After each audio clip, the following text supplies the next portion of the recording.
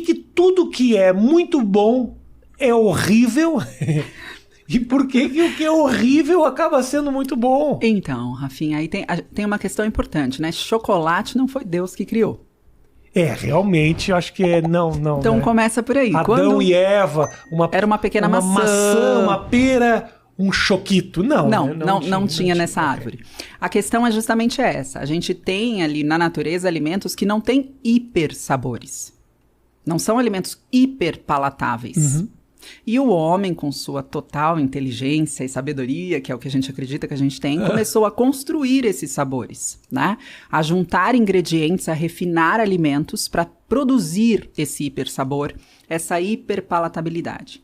Tá. Só que o que acontece? Nós temos uma resposta natural à fome e saciedade. Nascemos com esta resposta, com esse centro de saciedade e fome extremamente bem reguladinho, né? Tanto que um bebê, ele está no peito, sendo amamentado, e é ele que decide quando ele vai parar, né? Não é a mãe que tira ou que põe, ele pede e ele para, porque ele recebe esse sinal natural. Uhum. Nós temos também um sinal, que é um sinal atrelado ao prazer. Então, a alimentação, ela necessariamente ativa esse centro do prazer, para que seja um ato que você faça continuamente, para que você faça muitas vezes, que inclusive é uma forma de perpetuar a sua existência na Terra. Né? Então, duas coisas naturalmente vêm atreladas ao prazer: procriar e se alimentar, para que você continue. Que muitas vezes acontecem na mesma cena. Pode ser que sim. Alimentação, sushi erótico, que para mim é o... Lá vai. É a combinação dos dois. E aí, o que acontece é que quando você começa a criar estratégias para que este centro, então, hedônico da alimentação seja muito mais ativado do que os seus sinais fisiológicos, esse sinal hedônico se sobrepõe ao fisiológico, a essa fome do estômago vazio, né? Conduzida aí por hormônios e tal, mas você tem um outro sinal muito mais forte. Então, na natureza isso era maravilhoso. Nossa, achei um abacate, né? Uma caloria, cremosidade, come inteiro. Porque você precisa... Deus fez isso. Okay. Guardar essa... Ele fez... Tem fibra lá, vitamina, mineral. Um alimento bem completinho. Coma tudo o que você puder, porque você não sabe quando você vai encontrar outro, né? Nós crescemos e fomos aí criados num ambiente de escassez, lá atrás. Então, todo alimento que tinha muita cremosidade, ou seja, gordura, era um alimento que ativava necessariamente esse nosso sistema hedônico para que a gente comesse em maior quantidade e, portanto, acessasse mais energia. O que acontece é que, basicamente, todos os alimentos hiperpalatáveis, muito saborosos, que a indústria hoje nos proporciona, são ricos em energia. Delícias. Gordura, né? Então você pega um alimento... Então isso. A gordura que naturalmente estava na natureza como algo gostosinho. E aí mistura-se com um açúcar de mesa, para ficar um pouco mais gostosinho do que o abacate. E aí você tem esse sinal muito forte, que se sobrepõe realmente à sua fome. Às vezes eu pergunto para os meus pacientes, né? Quantas vezes você é conduzido à alimentação por fome? E alguns pacientes falam, nossa, acho que eu nem lembro a última vez que eu senti fome.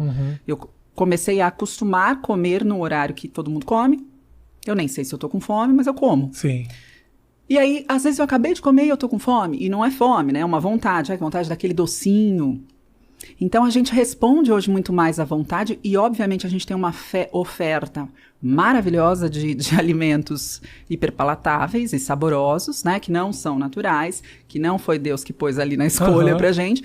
Mas que fica muito difícil mesmo. E aí você começa a ver que a minha geração, estou me chamando de velha aqui declaradamente, mas a minha geração, ela tinha acesso a esses alimentos saborosíssimos, ricos em açúcar, a bebida açucarada, uma vez por semana. No final de semana isso era liberado até porque era caro. Você está falando por você. Nós temos a mesma idade que você e meu acesso era muito mais simples. Era bem tranquilo. Nossa! Bom, minha mãe comprava engradados de Coca-Cola. Maravilhoso, mamãe de Rafa. Vinha engradados com 24 garrafas. Toda semana vinha um cara, Matheus, com uma Kombi que passava lá e falava, olha, trouxe as Coca-Colas. E você podia tomar todo dia. Eu podia tomar todo dia. E também ela comprava pacotes de mini pizza.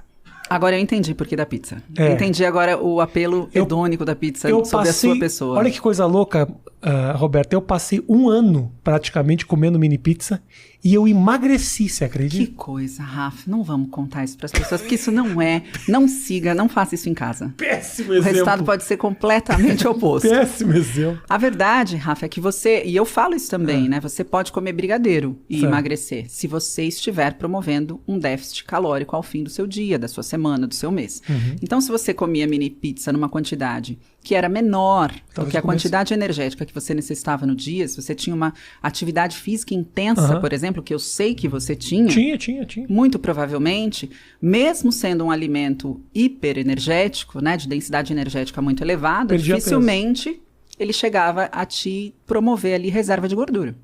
Mas o que a gente vê hoje, e voltando ao fato de que eu não tinha, né, esses alimentos todo dia, a maior parte das pessoas não tinha acesso a esses alimentos de uma forma tão intensa e também não existia tanta variedade desses alimentos como existe agora, né? O que acontece é que essa nova geração acessa isso quando nasce, né? Com 1 ano ela já tem o alimento na caixinha que substitui a papinha, que substitui... E tudo isso tem hipersabor, tudo isso tem hiperpalatabilidade. Isso explica muito o que tem acontecido com a nossa geração, né? A obesidade infantil não era um problema de saúde pública.